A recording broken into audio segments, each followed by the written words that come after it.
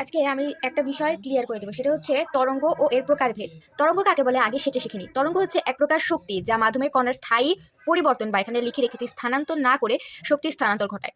ভেবে দেখো, যখন আমরা পানিতে ঢিল ছুঁড়ে মারি তখন কি হয় যে আমরা পানিতে এইরকম এরকম এরকম এরকম ঢেউ দেখতে পাই, তাই না? ঢেউ দেখতে পাই। সেটা আসলে কিভাবে, সেটা যদি আমরা একটু ভিজুয়ালাইজ বা আণবিক পর্যায়ে দেখি তাহলে দেখতে পাবো যে পানি যখন আমরা ঢিলটা মারছি পানিতে, এরকম একটা ঢিল পানিতে মারছি, তখন দেখা যাবে যে পানির যে কণা সেটাই যে এইভাবে এইভাবে এইভাবে এইভাবে এইভাবে এইভাবে এইভাবে এভাবে এভাবে এভাবে করে অগ্রসর হচ্ছে, ঠিক আছে?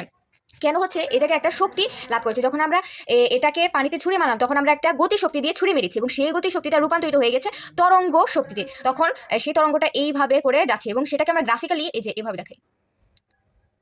বোঝা গেছে বিষয়টা? এভাবে আমরা পানির যে তরঙ্গ সেটাকে বুঝাই। আশা করি এটা বোঝা গিয়েছে। তারপর আসলে তরঙ্গের প্রকারভেদ। প্রধানত আমরা তরঙ্গকে অনুদৈর্ঘ্য আর অনুপ্রস্থ এই দুইটা ভাগে ভাগ করতে পারি। অনুদৈর্ঘ্য তরঙ্গ কাকে বলে এবং অনুপ্রস্থ কাকে বলে সেটা একদম সোজা করে এখানে শিখিয়ে দেবো, যাতে করে পরবর্তীতে আর কোনো সময় এই দুটো বিষয়ে কনফিউশন না হয় এবং পানি পানি হয়ে যাবে। আচ্ছা ঠিক আছে, দেখি। অনুদৈর্ঘ্যটা মানে কি? দৈর্ঘ্য মানে আমরা তো এই যে এই সব থেকে যদি চতুর্ভুজ কল্পনা করি, চতুর্ভুজ কল্পনা করলে, সরি এটা বর্গ হয়ে গেছে, যদি এরকম একটা চতুর্ভুজ কল্পনা করি তাহলে এটা দৈর্ঘ্য কোনটা? সব থেকে বড় যেই অংশটুকু সেটাই দৈর্ঘ্য না? তাহলে অনুদৈর্ঘ্য থেকে এই অংশটুকু শুধু মনে রাখবে যে এটা এরকম সমান্তরাল হয়ে থাকে, মানে লম্বা, ঠিক আছে? এটা মনে রাখবে। তাহলে পড়ি, দেখো, যে তরঙ্গের বেগের দিক, এখানে মনে রাখবে দিক মাধ্যমের কণার কম্পনের দিকে সমান্তরাল, মাধ্যমের কণার দিকের সাথে সমান্তরাল, তাকে অনুদৈর্ঘ্য তরঙ্গ বলে। অর্থাৎ যেই তরঙ্গের বেগের দিক থাকে, বেগে তো অবশ্যই দিক থাকবে, যেমন এই যে পানির ক্ষেত্রে এর দিকটা কোন দিকে? এই দিকে হচ্ছে না, মূলত এটাকে এইভাবে এভাবে করে ঢেউ খেলানো ভাবে যাচ্ছে, কিন্তু এর দিকটা মূলত এই দিকে।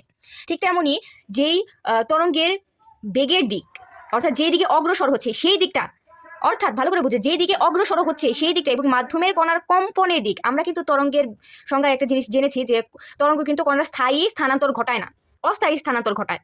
যখন এই যে দেখো পানির ক্ষেত্রে তরঙ্গ সকল বিভব শক্তি অর্থাৎ গতি শক্তিটা বিভব শক্তিতে রূপান্তরিত হয়ে যাবে, তখন দেখবে যে ধীরে ধীরে এই যে কণাগুলো পূর্বে যেইভাবে ছিল পরবর্তীতে সেইভাবেই থাকবে। তাহলে যেখানে ছিলাম যে তরঙ্গের বেগের দিক মাধ্যমের কণার কম্পন নের দিকে সমান্তরাল হবে, তাকে অনুদৈর্ঘ্য তরঙ্গ বলে। ধরা যাক যে কোনো একটা তরঙ্গের বেগের দিকটা হচ্ছে এই দিকে এবং ওই তরঙ্গটা যেই মাধ্যমে রয়েছে সেই মাধ্যমের কণাগুলো যে কম্পিত হচ্ছে সেটাও একই দিকে হচ্ছে, সেক্ষেত্রে সেটা হবে হচ্ছে অনুদৈর্ঘ্য তরঙ্গ। এখানে আমরা লিখে রাখি যে তরঙ্গের দিক আর এটা হচ্ছে মাধ্যমের কণার কম্পনের দিক, এই দুটো হচ্ছে সমান্তরাল যদি হয় সেক্ষেত্রে আমরা বলবো অনুদৈর্ঘ্য। তারপরে আসি অনুপ্রস্থ। যেই তরঙ্গের বেগের দিক মাধ্যমের কণার কম্পনের দিকের সাথে লম্ব তাকে অনুপ্রস্থ তরঙ্গ বলে। এটা পানির মতনই। পানির বিষয়টা আমরা একটু দেখি যে তরঙ্গের বেগের দিক, ধরো যে তরঙ্গের একটা বেগে, আমরা একটু বুঝাই, এভাবে বুঝাই। পানি এভাবে যায়, তাই না? এভাবে। তাহলে পানির যে কম্পনের দিকটা তরঙ্গের বেগের কম্পনের দিকটা এই যে এই দিকে, এবং এখানে বলছে যে মাধ্যমের কণার কম্পনের দিকের সাথে লম্ব। আমরা কিন্তু এখানে একটা জিনিস বুঝিয়েছি যে এই যেই কণাগুলো, পানির যে কণাগুলো সেগুলো কিন্তু এভাবে এভাবে কম্পিত হচ্ছে এবং যখন শক্তিটা স্থানান্তরিত হয়ে যায় তখন কিন্তু এই যে পানির কণাগুলো সেগুলো কিন্তু আবার এভাবে এভাবে এভাবে এভাবে সজ্জিত হয়ে থাকে। তাহলে এটা কিন্তু এইভাবে থাকলেও পরবর্তী সময়টা যেভাবে ছিল সেইভাবে থাকে।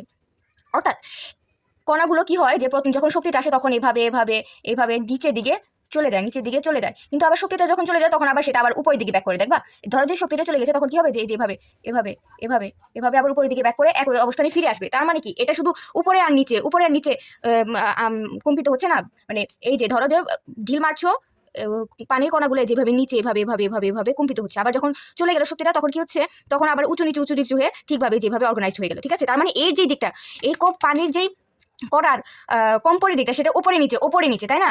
তাহলে এইটা যদি হয় এই তরঙ্গের দিক, তাহলে আমরা এইখান থেকে বুঝলাম যে ওই মাধ্যমের যে কণার আছে সেইটার দিক হবে ওপরে নিচে ওপরে নিচে ওপরে নিচে। তার মানে কি এভাবে যদি আমরা কল্পনা করি কখনো সেটা উপরে যায় কখনো সেটা নিচে যায়, তাহলে কি সেটা 90 ডিগ্রি কোণে বা এই যে দেখো এই সমান্তর লম্বভাবে ছেদ করে না, লম্ব হয় না, এটা লম্ব হয় না। কখনো ধরো যে উপরে গেল আবার নিচে, উপরে নিচে, মাধ্যমের কণার যেই দিকটা সেটা উপরে নিচে, উপরে নিচে। আর কিন্তু যে মাধ্যমের তরঙ্গটা যেটা আছে, এই দেখো সেটা কিন্তু এইভাবে করে যাচ্ছে, অর্থাৎ এই দিকে যাচ্ছে। দিকটা মনে রাখবে, দিক মনে রাখবে, সব থেকে গুরুত্বপূর্ণ বিষয় হচ্ছে দিক মনে রাখবে। তাহলে এখানে দেখা যাচ্ছে যে এইভাবে যাচ্ছে, অর্থাৎ এর দিকটা হচ্ছে এই দিকে, এবং এর দিকটা উপরের দিকে হতে পারে, নিচের দিকেও হতে পারে। তার মানে কি এটা হচ্ছে লম্বভাবে যাচ্ছে। এখান থেকে আমরা বুঝলাম যে অনুপ্রস্থ তরঙ্গ। সুতরাং আশা করি তোমরা এই বিষয়টা সম্পূর্ণভাবে বুঝতে পেরেছো। যদি তোমাদের ভিডিওটা ভালো লাগে তাহলে একটা লাইক করে দিতে পারো, সাবস্ক্রাইব করে দিতে পারো। আর এরকম সুন্দর সুন্দর ভিডিও তোমরা যদি পেতে চাও তাহলে আমার চ্যানেলটা ফলো করে রাখো। আর তোমরা উপকৃত হতে পারলে অবশ্যই কমেন্টে তা জানিয়ে দিবে। ধন্যবাদ সকলকে।